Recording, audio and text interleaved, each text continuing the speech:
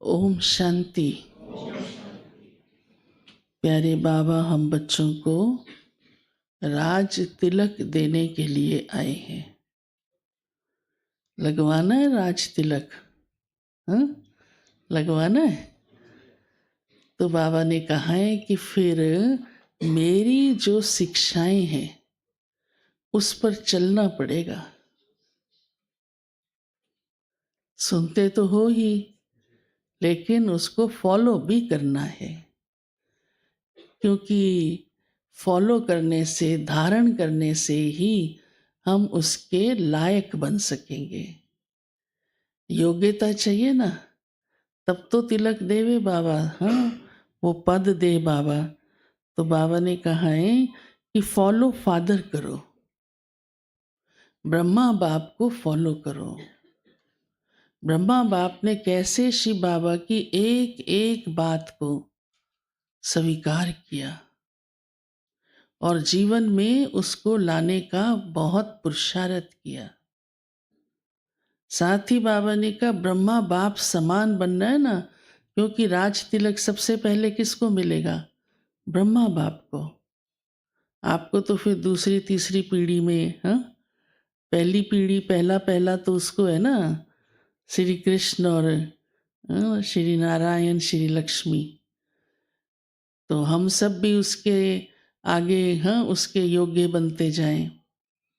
तो प्यारे बाबा ने आज कहा है, इसलिए ब्रह्मा बाप को फॉलो करना है। और ब्रह्मा बाप की विशेषता आरंभ से क्या रही कि ब्रह्मा बाप ने अपना सब कुछ सफल किया, सब कुछ सफल किया।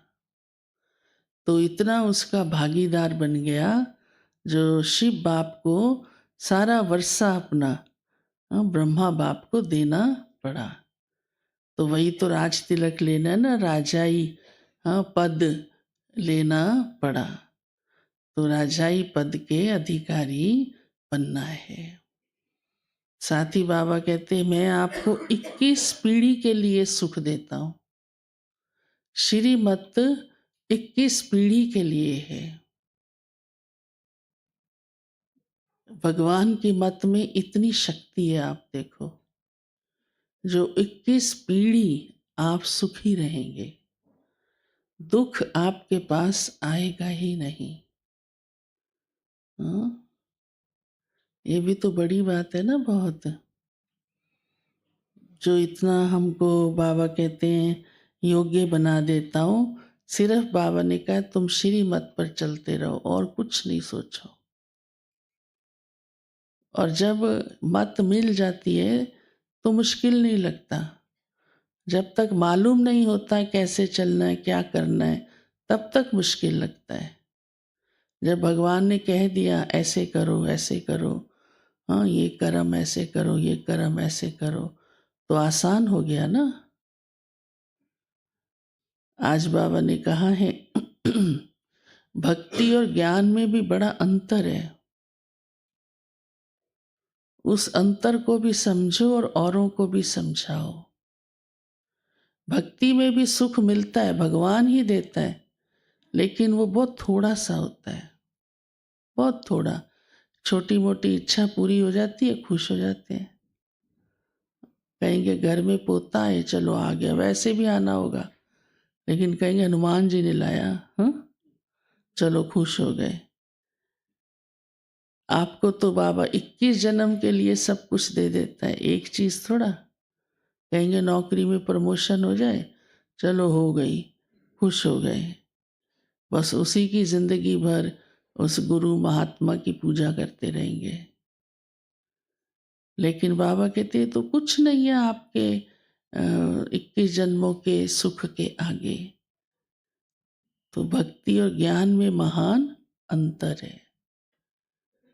फिर बाबा कहते हैं कि सतयुग में यहाँ तो घमंड है साइंस को बहुत।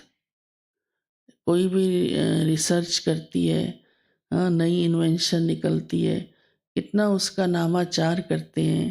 फिर जिसने निकाली उसका नामाचार करते हैं, एडवर्टाइज करते हैं।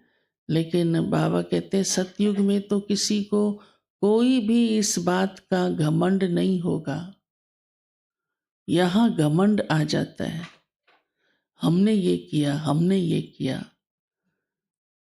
तो सतयुग में होंगे सब साधन, सब सुख, पुष्पक विमान भी होगा, परफेक्ट होगा, लेकिन बनाने वाले को घमंड नहीं आएगा और उसको बनाने में मेहनत भी नहीं होगी, क्योंकि प्रकृति भी उसकी साथी होगी। इसलिए वो बिल्कुल प्रॉब्लम फ्री होगा, कोई उसमें खिटखिट नहीं खड़ी होगी। आजकल तो कोई भी चीज़ में अचानक इतनी खिटखिट आ जाती है ना, अचानक चलते चलते गाड़ी रुक जाएगी, हवाई जहाज कोई चलते चलते। तो सतयुग की परफेक्शन होगी और घमंड भी नहीं होगा।